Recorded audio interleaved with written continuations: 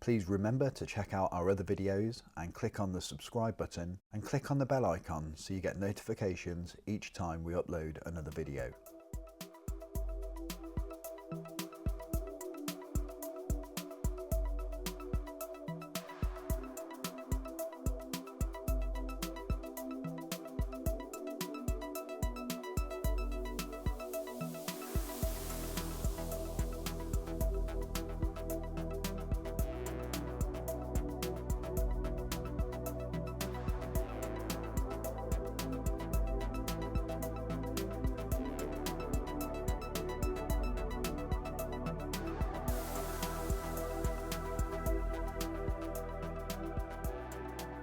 Hi folks, and welcome to another episode, and welcome to the Jaguar I-Pace, which we have covered over 10,000 miles in now. So this is a bit of a long-term review to tell you not so much about its daily life, about what you can get in it, the size of it. We've covered that in another episode. This is more about the niggles, the nitty-gritty, the things that you probably aren't going to like and the things that you probably will like. What's important here is we didn't want to compare it to a Tesla, well, not our Tesla Model 3 anyway, but the facts are that most buyers of this car either buy that or they buy a Tesla Model S, which we did have, and we had whilst we've had this car. So we were able to make quite a good comparison and sort of look at what Tesla have got over Jag and what Jag have got over Tesla, and there's a fair bit of both on each side. Now, just to be clear, we're not biased to either. You know, what Tesla is doing is amazing, and what Jag have done with the I-Pace is amazing. So, you know, we like to keep things impartial. So I've got my little book of good ideas, and I've had this in the car for months now, and so I've been able to jot down points as and when I've gone. I'm going to start with the bad points. So this is, as you can see, what we call the fridge option. It's fridge coloured. It hasn't got anything on it that is spec'd up. It's absolutely base model, and with base model it comes in at 65 grand, so it's not a cheap car. Our Tesla Model S was 65 grand, but it did have some options. So the Jag is more expensive. Now, don't get me wrong, the base level isn't bad. It's just, I think for the money, it needs to have more on it. It hasn't got any heated seats. It hasn't got electric seats. It hasn't got a power lift gate. It's got LED headlights. But there's just things that you thought for that sort of money it would have, and if you bought a petrol or diesel car, it would definitely have a petrol or diesel car at that price. It would definitely have the volume button. Now, this has not had an update. It hasn't had the H.264 update, so the car's now got more range than what it has now. So it's running very old software. So this may have changed. I'm not sure, but the volume button, you need to spin it like 100 times to get 2 decibels difference. The sensitivity needs to change, and some people may find that as not even an issue, but this is real life living with it, and it annoys me every time I drive it, which is most days. Aesthetics, the alloys.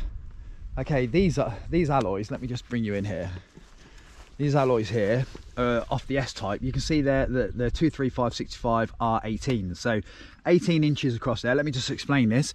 The 235 is that distance there in millimeters, so 23.5 centimeters. The 65 is the aspect ratio, which is this distance, and that is 65% of that.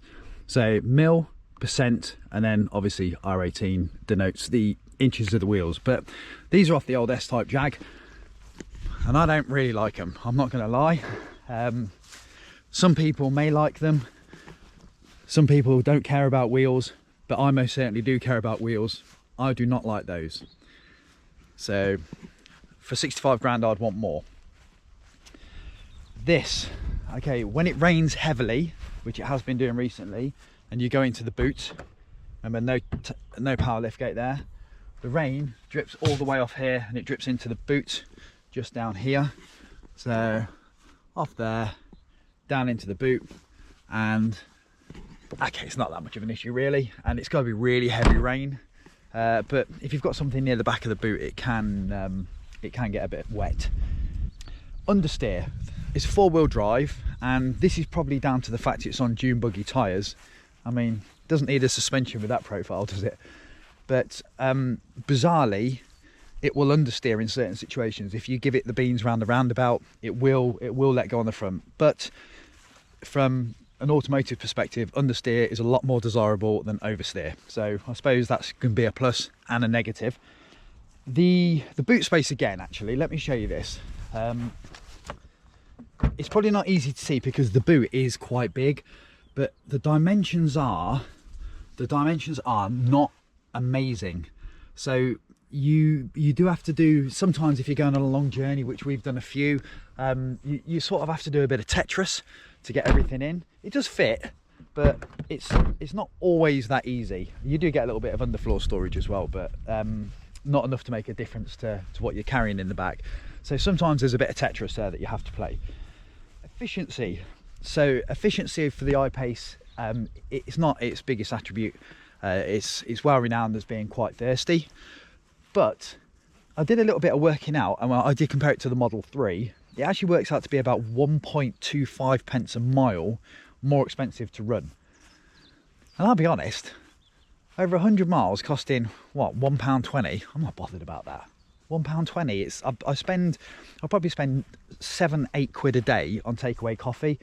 So some people will take that and turn it to a negative in terms of the amount of energy you consume, and you will consume more. But compared to our Model S, it's about 60 watt hours per mile. So it's not massive, but over time it does build up. So you gotta think about where you get your energy from. But if you're on Octopus Agile or something like that, 100% renewable energy provider, you can just throw that right back at them. When you're driving, every time I get in it, I have to switch it back to the driving mode I want. So Kate prefers to drive it in eco because she likes the green dials, and I prefer to drive it in dynamic because I like the red dials. Every time we get in, we have to reset that. It doesn't seem to work on the driver's profiles, but again, this is running very old software. So if I'm making a mistake here, somebody please tell me. I imagine that Jag would factor that in, that when Kate gets in with her key, that they would automatically put that profile in place. Okay, my last point is the data usage.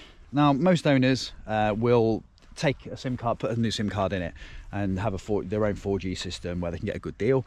But the data usage you get on this, you use in about a day. So if you use the nav and things like that, it's gone. So, you know, better to use Android Auto or Apple CarPlay, and then that saves that. But like I say, most owners put their own SIM card in. Okay, so that brings me to 10 faults over 10,000 miles. That is not bad. Not bad at all. And some of those are like, well, they're not even really that important. So, yeah, it's done all right. It's done all right.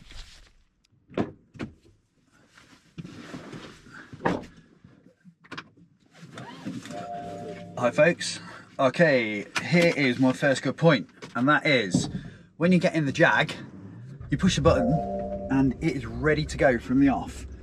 But in RS, it's not like that at all. We've had situations where we've got in, and as software has been updated and changed, things have got slower, and actually we've waited probably a minute for the dash to fire up. But we've not had that in the Jag at all. You just press the start button, bang, and it's ready to go. So that's how it's been throughout the whole time. Another really good point for the I-Pace is the performance. It's phenomenal. It's not as fast as the Model 3 performance, but it's faster than RS, and it seems to just give a better feel of acceleration. I'm not really sure what the Jag engineers have done, but when you put your foot down, it's like somebody has kicked you in the top of the spine here. And then it takes off, and it seems to come in a second wave as well. You get another phase of that acceleration, and that's very nice. Although the actual figures on paper it's slightly slower. The TFT display, this is one of the biggest plus points I've got for the I-Pace. The way you can configure this and make it your own is really nice. You can have 1 dial, 2 dials, you can have the full map, and that's something that Kate loves. We did a journey where we were going up towards Scotland, and she had it on the full display I was asleep in the passenger seat and she's just watching this and getting her navigation from it. Now we have that in the S, but not in the 3. The 3 is, the navigation I think is really poor, and I think it's difficult to read. Genuinely, I think that trying to follow it is pretty pap, but this is wicked. I'm going to go back to the aesthetics again, because it's a bit of a two-sided sword. The car itself I think is beautiful. Just look at it without the wheels. I think it looks amazing.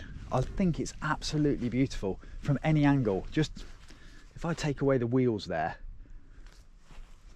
oh, it looks amazing. I mean, look at the front. I'll give an example of something that happened.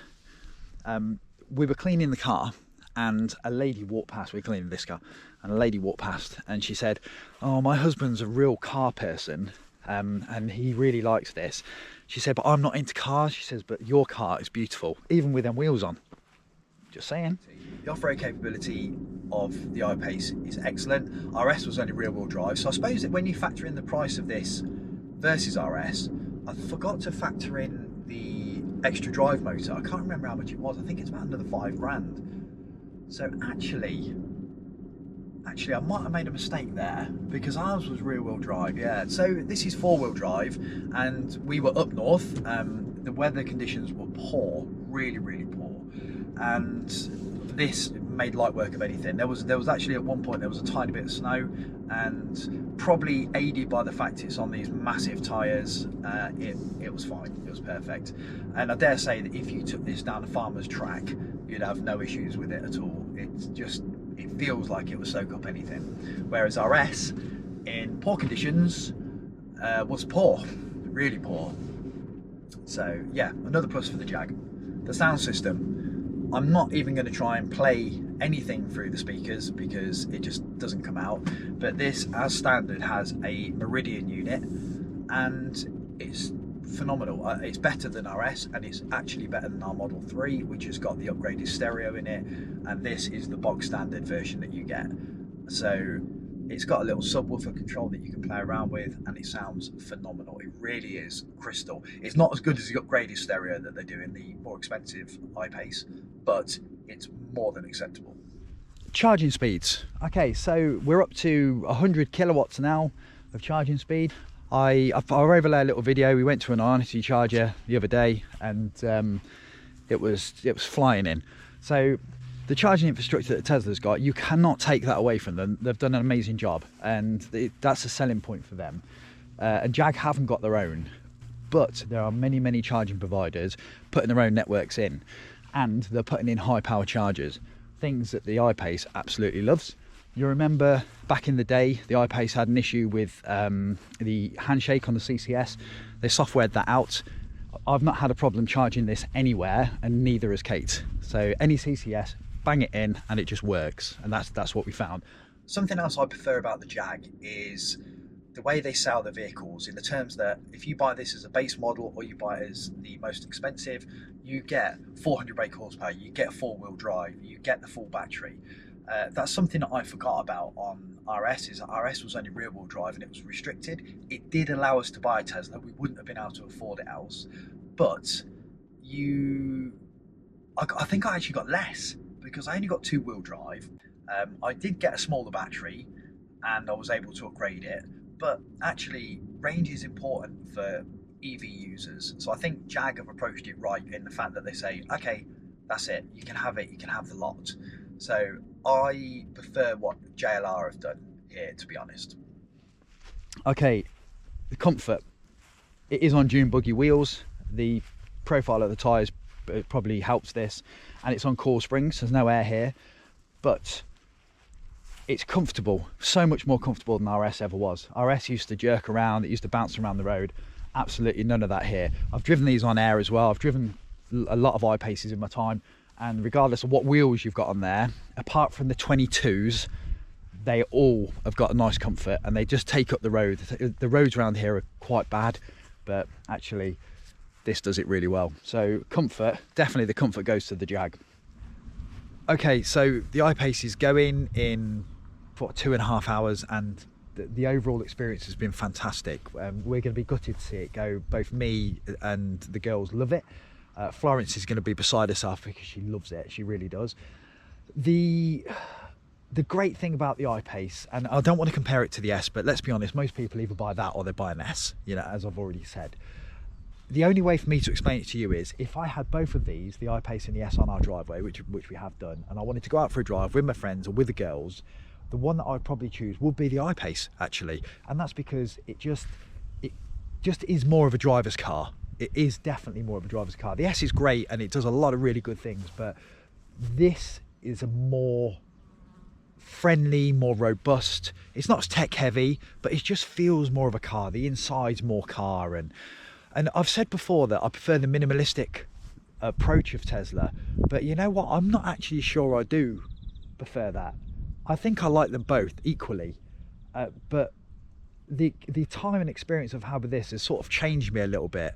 I like the little touch screens inside, I like the TFT display, and I feel like that's been took away with Tesla. And you know, that's their approach, and they're selling a lot of cars, so it must be working. But I think honestly, I think I still prefer what that's got inside. I do.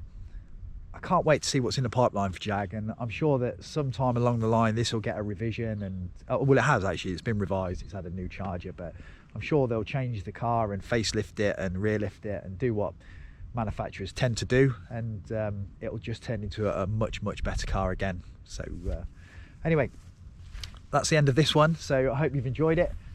Please remember to like and subscribe and follow us on Twitter at Cape Phantom, and we'll see you next week with another episode. So bye from me and bye from the amazing fridge spec I-Pace.